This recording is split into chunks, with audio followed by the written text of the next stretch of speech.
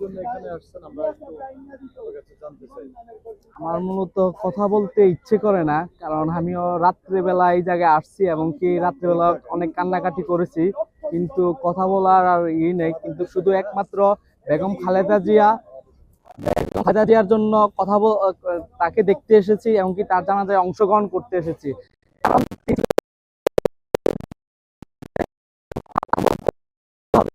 তার মধ্যে অনেক, কারণ সে বলেছে আমি দেশ ছাড়বো না, আমি দেশের জন্য কাজ করে যেতে চাই, এমনকি দেশের মানুষের জন্য যদি এদেশে মরতে হয় আমি এদেশে মরতে প্রস্তুত আছি ইনশাল্লাহ।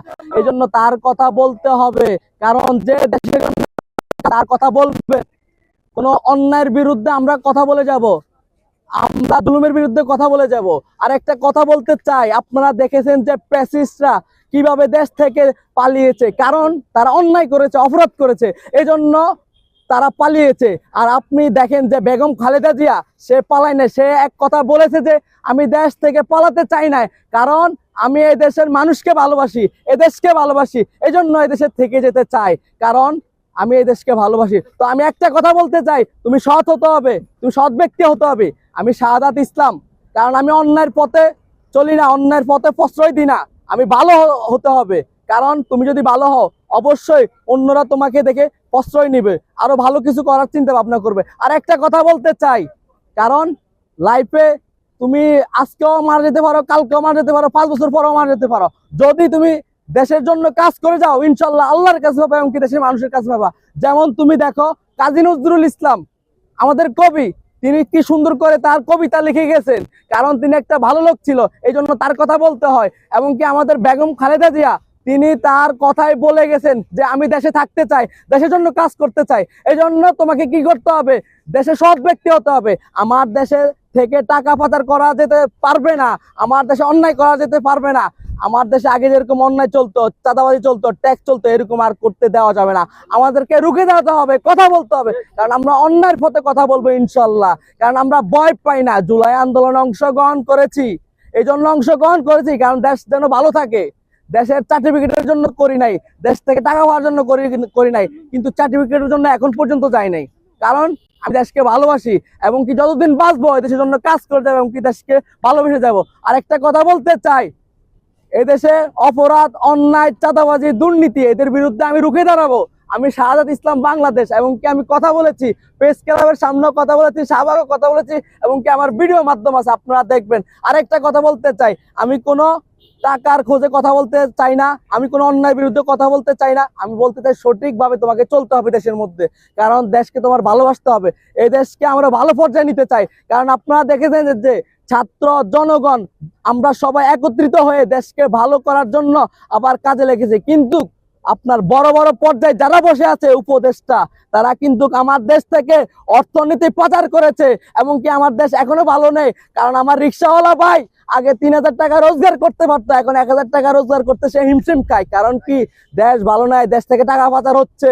আপনারা দেখবেন যে আমার যুবক ভাইরা কি করে, তারা শিক্ষা জীবন লাভ করে তারা বেকারত্ব ভাবে ঘুরে বেড়ায়। কারণ কি আমি বলতে চাই, সরকারকে এই দেশে যেন ইন্ডাস্ট্রি গড়ে তোলে, তারা যেন সরকারি ভাবে চাকরি করতে পারে, তারা যেন আর এই যে অন্যায় অপরাধ যেন না করে, তারা যেন ভালো কাজ করতে পারে, তারা যেন সরকারি কাজ করতে পারে বা যে কোনো পদক্ষেপ নিতে পারে। কিন্তু আপনাকে ভালো কিছু করতে হবে, এই জন্য ইন্ডাস্ট্রি তৈরি করতে হবে। আপনি দেশ থেকে টাকা পাচার করলে চলবে না, দেশ থেকে অন্যায় করলে চলবে না। এই জন্য আমাদেরকে সবাইকে রুখে দাঁড়াতে হবে, সবাইকে কথা বলতে হবে, কারণ আমরা চাই না আর আগের মতো সরকার হোক, এবারকার যে সরকার হোক। আপনি জানেন যে দেশের মধ্যে 54 থেকে 60টা দল আছে, তারা শুধু চিনিবিনি করে, দেশকে হাতিয়ে নিবে, টাকা হাতিয়ে নিবে, দেশে অন্য পরিকল্পনা করে। এই জন্য তাদেরকে এসব করা যাবে না, আমরা রুখে দাঁড়াবো, কথা বলবো।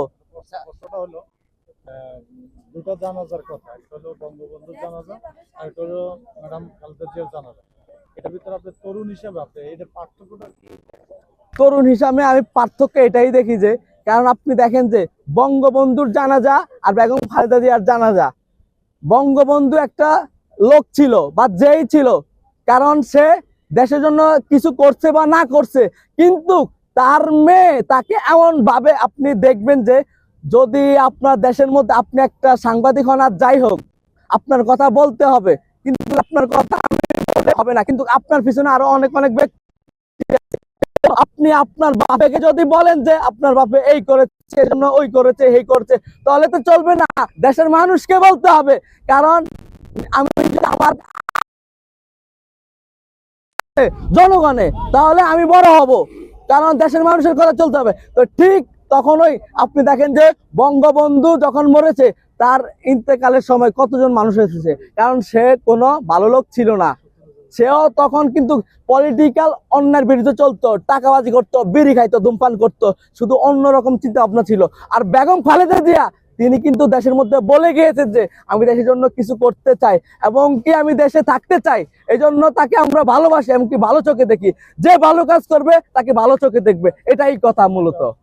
প্রশ্নটা হলো, ম্যাডাম খালেদা জিয়ার তো বাংলাদেশে মাটি হয়েছে, হ্যাঁ, কিন্তু ফ্যাসিস্ট শেখ হাসিনার কি মৃত্যু হলে তার কোথায় মাটি হতে পারে বা বাংলাদেশে এটা আমরা জানতে চাই।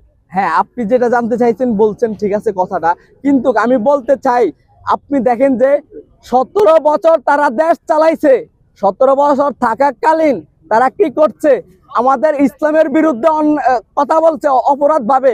যারা ইসলামিক বক্তা ছিল তাদেরকে হুমকি দামকি দিয়ে জেলে নিয়ে যেত। এবং কি আপনারা দেখেন যে তারা কারাগার বানাইছে, এবং কি কারাগার এমন ভাবে বানাইছে যেমন তার বাবা মা কেউ যেন না দেখতে পারে। তো সে কি, সে ছিল অন্যায় একটা অপরাধী, একজন চোর, একজন খুনি। এই জন্য তার কথা মানে মুখে নিল, আমার মনে হয় যে আমার সমস্যা হবে। যে ভালো করবে তার ভালো কথা বলতে হবে, আমি চাই না তার কথা বলতে। আরেকটা প্রশ্ন আছে, আপনি গত কিছুদিন আগে আমরা দেখেছি জাতীয় আমি আপনাদেরকে বলতে চাই, আপনি একটা মানুষ, আমি একটা মানুষ। অবশ্যই আপনার একটা চিন্তা ভাবনা থাকবে, কিন্তু চিন্তা ভাবনা থাকার পরও আর একটা চিন্তা ভাবনা থাকতে হয়, এটাই যে তুমি দেশের জন্য কাজ করতে, দেশের জন্য করতে হবে। কারণ দেশকে তুমি ভালোবাসতে হবে। তুমি আজকেও মারা যেতে পারো, কালকেও মারা যেতে পারো। কারণ আল্লাহ তুমি যদি ভালো কাজ করো, আল্লাহ অবশ্যই তোমাকে দেখবে, এবং কি তুমি মানুষের কাছেও পাবা, এই ফল পাবা।